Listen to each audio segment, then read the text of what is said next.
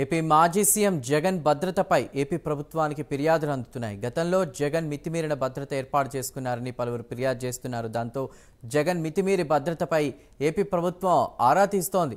YCP అధినేత జగన్పై security manual ఉల్లంఘించారంటూ కూడా ఆరోపణలున్నాయి. ప్రధానికి సైతం లేనంతగా భద్రత ఏర్పాటు చేసుకున్నట్టు తెలుస్తోంది.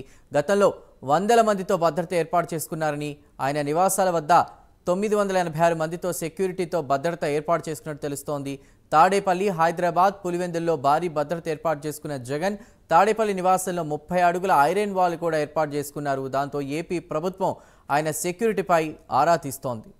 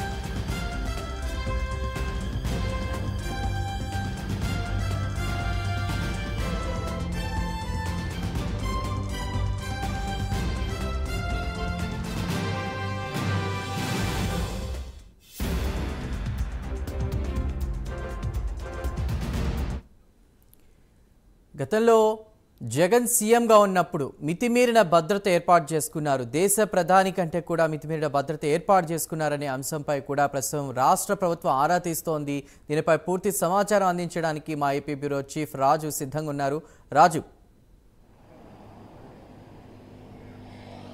రైట్ చందు, మొత్తం మీద వైఎస్ జగన్మోహన్ రెడ్డి ముఖ్యమంత్రిగా ఉన్నటువంటి సందర్భంలో ఆయనకి పెట్టుకున్నటువంటి సెక్యూరిటీ మీద అనేక ఫిర్యాదులు అందుతున్నాయి. దాదాపు 986 మందితోటి ఆయన సెక్యూరిటీ ఏర్పాటు చేసుకున్నారు. ఎస్పెషల్లీ ఆయన ఉన్నటువంటి తాడేపల్లి ప్యాలెస్ చుట్టూ కూడా భారీ ఎత్తున భద్రతను ఏర్పాటు చేసుకోవడమే కాకుండా ఆక్టోపస్కు సంబంధించినటువంటి బలగాలను తన సొంతానికి వాడుకున్నటువంటి పరిస్థితి. 986 మంది భద్రతా సిబ్బందితోటి ఆయన భద్రత ఏర్పాటు చేసుకున్నటువంటి పరిస్థితి. దీంతో పాటు ఎక్కడికైనా సరే ఆయన పర్యటనలకి వెళ్ళేటటువంటి సందర్భంలో భారీ ఎత్తున స్థానికంగా ఉన్నటువంటి పోలీసులు కావచ్చు, ఆర్మూడ్ రిజర్వ్డ్ పోలీసులు కావచ్చు, అలాగే స్పెషల్ పోలీసులు కావచ్చు. సో మొత్తానికి ఎటు చూసినా సరే ఎప్పుడూ 986 మందికి పైచీలకు భద్రతా సిబ్బంది ఆయన కంటికి రెప్పలా చూసుకునే విధంగా ఉన్నటువంటి పరిస్థితి. అయితే ఈ భద్రత కోసం దాదాపు 100 కోట్ల రూపాయలను ఆయన ఖర్చు పెట్టినట్టు తెలుస్తోంది. మరోపక్క తాడేపల్లి ప్యాలెస్తో పాటు ఆయన ఎక్కడికి వెళ్ళినా సరే భారీ ఎత్తున భద్రత కల్పించే విధంగా ఈ భద్రతా సిబ్బంది నియమించుకున్నారు.